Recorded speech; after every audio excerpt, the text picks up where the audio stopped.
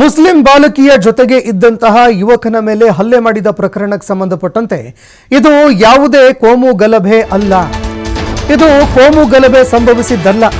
ಇದೊಂದು ವೈಯಕ್ತಿಕ ಗಲಾಟೆ ಅಂತ ಕೊಪ್ಪಳ ಎಸ್ಪಿ ಅವರು ಈ ಬಗ್ಗೆ ಮಾಹಿತಿ ಕೊಟ್ಟಿದ್ದಾರೆ. ಡಾಕ್ಟರ್ ರಾಮ್ ಎಲ್ ಅರಸಿದ್ದಿ ಅವರು ಹೇಳಿಕೆ ಕೊಟ್ಟಿದ್ದಾರೆ. ಇನ್ನು ಬಾಲಕಿ ಕುಟುಂಬಕ್ಕೆ ವೆಂಕಟೇಶ್ 4 ವರ್ಷದಿಂದ ಪರಿಚಯ.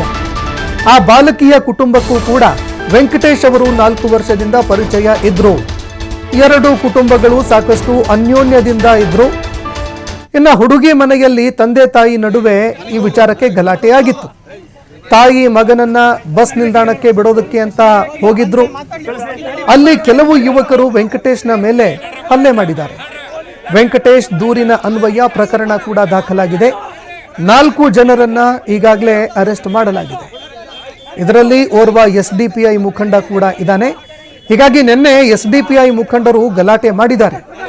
SDPI ಮುಖಂಡರ ದೂರು ಕೂಡ ನಾವು ಸ್ವೀಕರಿಸಿದ್ದೀವಿ. ವಿಚಾರಣೆ ನಡೆಸಿ ಮುಂದಿನ ಕ್ರಮ ಕೈಗೊಳ್ಳುತ್ತೀವಿ ಅಂತ SP ಅವರು ಈ ಬಗ್ಗೆ ಮಾಹಿತಿ ಕೊಟ್ಟಿದ್ದಾರೆ.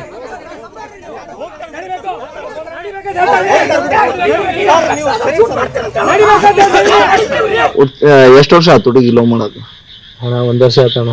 1 ವರ್ಷ ಆಯ್ತು. ಹುಡುಗಿ ಬಸ್ ಸ್ಟ್ಯಾಂಡ್ ಕರ್ಕೊಂಡ್ ಬಂದಿದ್ದಿ? ಇಲ್ಲ ಇಲ್ಲ. ಇನ್ನೊಂದ್ಸತ ಮಾಡಕ್ ಹೋಗ್ಬೇಡ. ಇಲ್ಲ ಇಲ್ಲ ಇಲ್ಲ. ನಾವ್ ಇಲ್ಲಿಗ ನಿನಗ್ ಬಿಡಾಗುತ್ತಿ. ಇನ್ನೊಂದ್ಸತ ಹೇಳು ತಪ್ಪಾಗೈತಿ, ಇನ್ನೊಂದ್ಸತ ಮಾಡಲ್ಲ ಅಂತ ಹೇಳಿ. ಒಂದು ಅವ್ರ ಪಕ್ಕದಲ್ಲಿ ಮನೆಯಲ್ಲಿದ್ದಂತ ಅವ್ರ ಮನೆ 2 ಮನೆ ಬಿಟ್ಟಿದ್ದಂತ 4 ವರ್ಷದಿಂದ ಪರಿಚಯಸ್ಥರು. ಅವರೆಲ್ಲರೂ ಕೂಡಿರ್ಬೇಕಾದ್ರೆ ಇನ್ಫ್ಯಾಕ್ಟ್ ಇವರು ಮುಸ್ಲಿಂ ಫ್ಯಾಮಿಲಿದವರು. ಇವರು ಅವ್ರ ಮನೆಗೆ ಸಮೋಸ ಕೂಡ ಮಾಡಕ್ ಹೋಗ್ತಾರೆ. 4 ವರ್ಷದಿಂದ ಪರಿಚಯ. ಇವರು ಏನೋ ಒಂದು ವೈಯಕ್ತಿಕ ಕಾರಣಗಳಿಂದ ಮನೆಯಿಂದ ಮಕ್ಕಳ ಜೊತೆ ಅವರು ಬಸ್ ಸ್ಟ್ಯಾಂಡಿಗೆ ಹೋಗ್ಬೇಕಾದ್ರೆ ರಾತ್ರಿ ಹೊತ್ತು ಆ ಟೈಮಲ್ಲಿ ಇವರು ವೆಂಕಟೇಶ್ ಅಂತ ಹೇಳಿ ಯಾರು ಕಂಪ್ಲೇಂಟ್ ಕೊಟ್ಟಿದ್ದಾರೆ ಅವ್ರದ್ದು ಸ್ವಲ್ಪ ಸಹಾಯ ಕೇಳ್ತಾರೆ ಬಸ್ ಸ್ಟ್ಯಾಂಡಿಗೆ ಬಿಟ್ಟು ಬರೋಕ್ಕೆ. ರಾತ್ರಿ ಹೊತ್ತಾಗಿದೆ ಅಂತ. ಸೊ ಅವ್ರ ಫ್ಯಾಮಿಲಿ ಮತ್ತು ಇವನ್ ಹುಡುಗ ಕೂಡ ಅವ್ರ ಬಸ್ ಸ್ಟ್ಯಾಂಡಲ್ಲಿ ಇರಬೇಕಾದ್ರೆ ಒಂದು 5 ರಿಂದ 6 ಯುವಕರು ಬಂದು ಇವರಿಗೆ ನೀನು ಒಂದು ಯಾವುದೋ ಹೆಣ್ಮಗಳ ಜೊತೆ ಇದೆಯಾ, ಅವ್ರದೆಲ್ಲ ಮೊಬೈಲ್ ಚೆಕ್ ಮಾಡಿಬಿಟ್ಟು ಮುಸ್ಲಿಂ ಹುಡುಗಿ ಜೊತೆ ಇದೆಯಾ ಅಂತ ಹೇಳ್ಬಿಟ್ಟು ಮೊಬೈಲ್ ಚೆಕ್ ಮಾಡಿಬಿಟ್ಟು ಅವರಿಗೆ ಕರ್ಕೊಂಡು ಹೋಗಿ ಹಲ್ಲೆ ಮಾಡಿ ಬಿಟ್ಟು ಹೋಗಿರ್ತಾರೆ.